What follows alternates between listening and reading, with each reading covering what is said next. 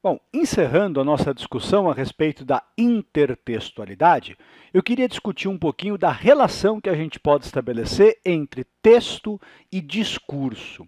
Existe uma certa tendência a gente usar essas duas expressões como sinônimas, mas elas não são sinônimas. Bom, quando dois textos dialogam, e eu já dei uma série de exemplos disso, a gente diz que entre eles existe uma relação intertextual. É o conceito que até agora a gente vem chamando de intertextualidade. Mas vamos imaginar uma determinada situação em que dois textos defendem a mesma visão de mundo, mas não existe nenhuma pista para eu concluir que um conhecia o outro. Será que a gente vai dizer que esses textos estabelecem relações intertextuais? Bom, até podemos dizer, mas com um pouquinho mais de rigor, eu devo dizer que, nesse caso, a relação que se constrói, atenção nesse nome, é uma relação de interdiscursividade. Por quê? Porque, na verdade, esses dois textos, eles não dialogam da mesma forma que o hino nacional e a canção do exílio.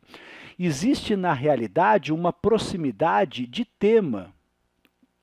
Existe uma proximidade de visão de mundo. São textos que se vinculam à mesma formação discursiva. É justamente uma aproximação de discursos. Nesse sentido, quando você lê, por exemplo, uma coletânea de uma proposta de redação, a maioria daqueles textos foi escrito por pessoas que não conheciam os outros textos que ali aparecem para você.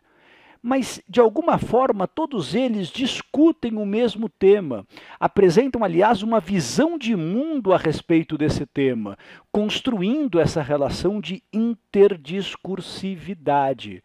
Olha, inevitavelmente, então, quando a gente lê um determinado texto, a gente percebe esse diálogo com as ideologias que circulam no mundo.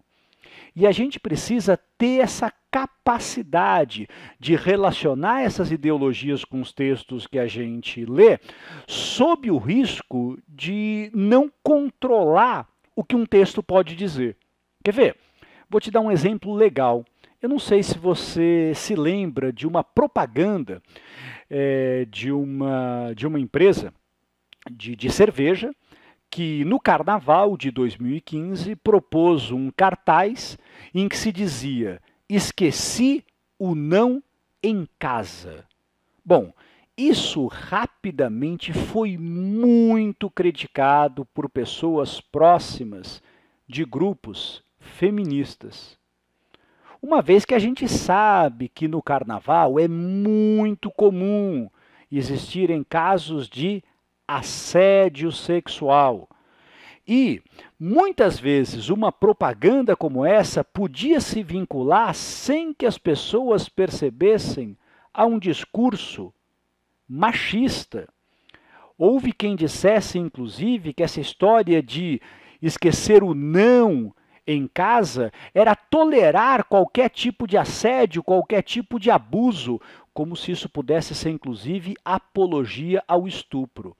Isso fez com que algumas mulheres completassem essa propaganda dizendo embaixo: esqueci o não em casa e trouxe o nunca.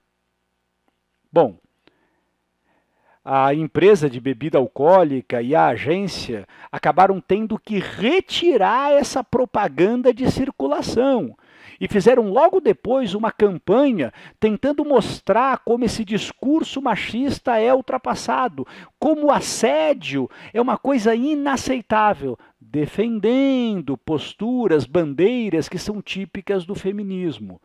Ora, pode até ser que quem fez esse anúncio não tivesse pensado em todas essas possibilidades interpretativas, mas o fato é que uma propaganda como essa, ela dialoga, como eu disse, com diversos discursos.